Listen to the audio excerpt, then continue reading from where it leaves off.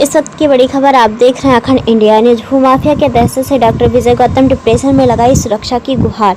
बस्ती भूमाफिया के दबंगई की वजह से डॉक्टर विजय गौतम चले गए डिप्रेशन में। भूमाफिया संदीप श्रीवास्तव पहले डॉक्टर विजय गौतम के मकान में मेडिकल स्टोर किराए पर लेकर चलाते थे, जो कि प्रॉपर्टी का भी काम करते थे। जमीन के नाम पर 13 लाख रुपए डॉक्टर विजय गौतम से लिए संदीप ने लगाया चूना और नहीं दिया मकान का किराया। जब विजय गौतम पैसा और किराया मांगने लगे तो संदीप श्रीवास्तव के पिता, जो नायब तहसीलदार रहे हैं, और उनके चाचा लेखपाल, तीनों लोग मिलकर डॉक्टर को धमकी देते हुए कहा, ना पैसा मिलेगी ना जमीन मिलेगा, जो करना है वो कर लो, ज़्यादा फड़फड़ाओगे तो तुम्हारी इस जमीन को हम नॉन जेड जमीन घोषित करवा देंगे। हमारे दाएं हाथ का खेल और तुम्हारी भलाई इसी में है कि इस जमीन को 20 लाख रुपए में बेचकर शहर छोड़ दो। चाचा लेखपाल सतीश श्रीवास्तव ने डॉक्टर विजय गौतम के जमीन पर फर्जी विक्रेता का नाम भी चढ़वा दिया। उसी मकान का फर्जी किरायानामा तैयार करवाकर प्रशासन को भी संदीप श्रीवास्तव ने गुमराह किया, जिसको लेकर डीएम और एसपी को डॉक्टर विजय गौतम ने प्रार्थना पत्र दिया। नहीं हुआ कोई कार्यवाही तो डॉक्टर विजय गौतम न्यायालय के शरण में गए। न्यायालय के आदेश पर विपक्षीगढ़ के ऊपर दर्ज हुआ मुकदमा।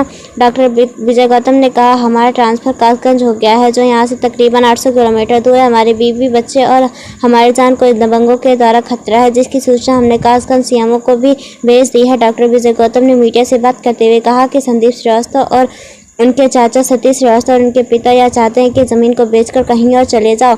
और कुछ दिन पहले डॉक्टर विजय गौतम के मकान पर 4 गुंडों को भेज करके धमकी दिलाए थे कि यही आखिरी मौका है, अगली बार हम धमकाने नहीं आएंगे, तुम्हें और तुम्हारे परिवार को जान से मार देंगे।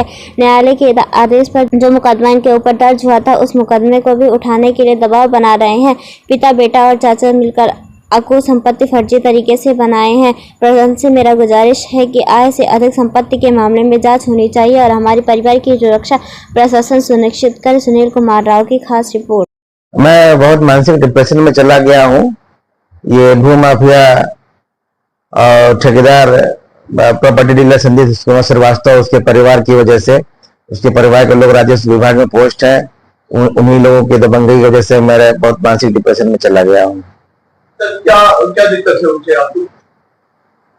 वो बेवजह मेरी शिकायत कर रहा है हर जगह बिना किसी कारण के, लेकिन कारण तो उसके पीछे बहुत बड़ा है। संदीप जो प्रॉपर्टी डीलर संदीप श्रीवास्तव है, ये हमारे मकान में मेडिकल स्टोर और अस्पताल चलाता था। मुझसे जमीन के नाम पे 13 लाख रुपए लेके भी चला गया और किराया भी नहीं दिया। जब मैं किराया मांगने के लिए इन पर दबाव बनाने लगा तो संदीप श्रीवास्तव के पिताजी, जो भी कानून को तहसीलदार रहे हैं, और लेखपाल संदीप श्रीवास्तव के चाचा सतीश श्रीवास्तव, ये तीनों लोग मेरे घर पे आए, क्योंकि जो संदीप पैसा लेके गया है जमीन का वो नहीं मिलेगा, किराया भी नहीं मिलेगा, क्या कर लोगे, हम लोग उसी विभाग में रहते हैं, तुम्हारी जमीन को पंचायती राज घोषित कर देंगे, नॉन जेडी घोषित कर देंगे, ये हमारे बाएं का खेल है, तुम्हारी भलाई इसी में है कि इसको 20 लाख रुपए में हमको बेच करके यहाँ से चले जाओ, क्योंकि तो तुम हमारा कुछ नहीं कर सकते हो।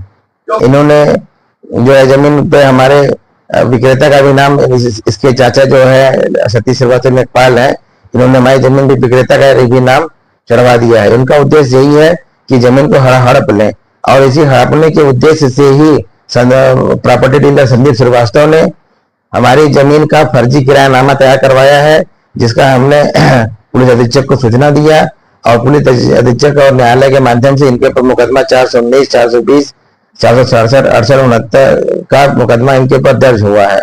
मैं डॉक्टर हूँ, मेरा यहाँ से ट्रांसफर बस्ती जिले से कासगंज हो गया है। कासगंज यहाँ से करीब 700-800 किलोमीटर दूर है, लेकिन ये दबंग किस्म के लोग हैं। इनके पास प्रॉपर्टी डीलिंग का काम करते हैं, तो इनके पास तमाम गुंडे मवाली हैं, जो हम तरह तरह से मुझे धमकी देते रहते हैं मकान बेचवाने के लिए।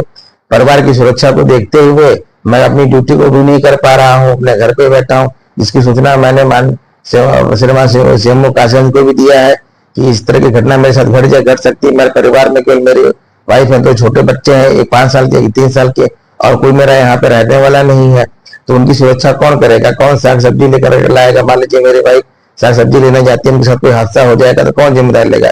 इसी वजह से मैं वहां पर मैं ड्यूटी करने नहीं आ रहा हूँ। कासगंज के सीएमओ साहब को मैंने लिख कर अवगत करा दिया है। और क्या प्रॉब्लम है आपको? प्रॉब्लम यही है कि ये लगातार दबाव बना रहे हैं जमीन मुझसे बेचने के लिए, कि जमीन बेच दें और यहाँ से चले जाए जमीन बेच करके, और 13 लाख रुपए ये मेरा मुझे जमीन के लिए लिए हैं ये ना मैं से ना मांगू और किराया ना मांगू, जबकि मैं अपना पूरा हक लेकर रहूंगा। मैं 13 लाख रुपए जो दिया हूँ, मुझे 13 लाख रुपए वो चाहिए।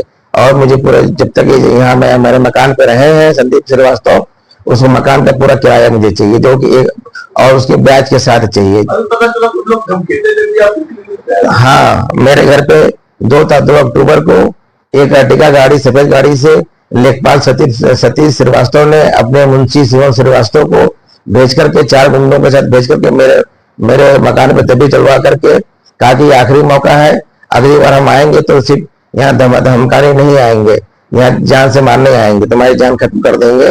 इसलिए ये है कि तुम जमीन हमको बेच दो 20 लाख रुपए में और चले जाओ यहाँ से, और सारा जो केस किए हो उसको वापस ले लो। क्या जिस वजह से मैं बहुत मानसिक डिप्रेशन में चला गया हूँ। अब आपको ये सब प्रॉब्लम हुई है? हाँ, प्रॉब्लम हो गई। मेरा बीपी बहुत लो हो गया था, एक बार बीपी बहुत ज्यादा हो गया था, मुझे दस्त भी होने लगे हैं, मैं कल रात में अनकॉन्शियस हो गया था, बेहोश हो गया था। तो हमारे मित्र डॉक्टर साहब, मेरी पत्नी ने बुलाया उनको घर पे ट्रीटमेंट किया, आज जाके थोड़ा सा जाके कुछ ठीक लग रहा है, लेकिन मैं पूरी तरह से ठीक नहीं हूँ। तो क्या कहना चाहते हैं? मैं अपने न्याय के लिए कहना चाहता हूँ कि माननीय डीएम साहब, माननीय एसपी साहब, इसको संज्ञान मिले। माननीय मुख्यमंत्री जी से जो मैं गुहार लगाता हूँ, इसको संज्ञान मिले और इन गुंडों को जल्द से जल्द मेरे पत्रावली पे कार्रवाई करके या अन्य जांच करा करके इन पे कार्रवाई करें।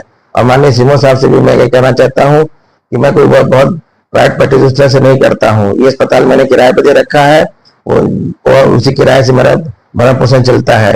किसी से मैं मन बहलाने के लिए मैं अस्पताल में बैठ जाता हूँ।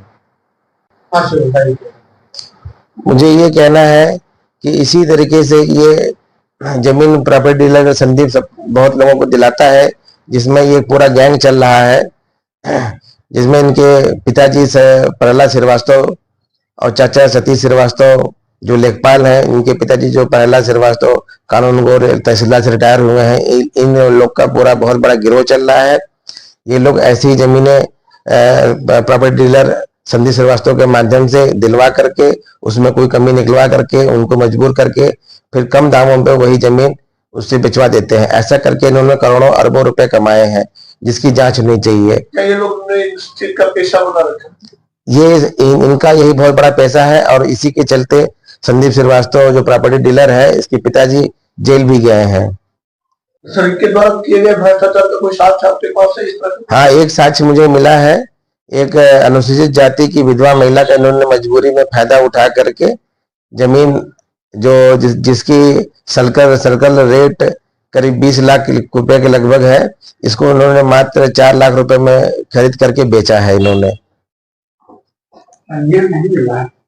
में खरीद के कितने में बेचा है? 4 लाख रुपए में खरीद करके इन्होंने 16-17 लाख रुपए में बेचा है।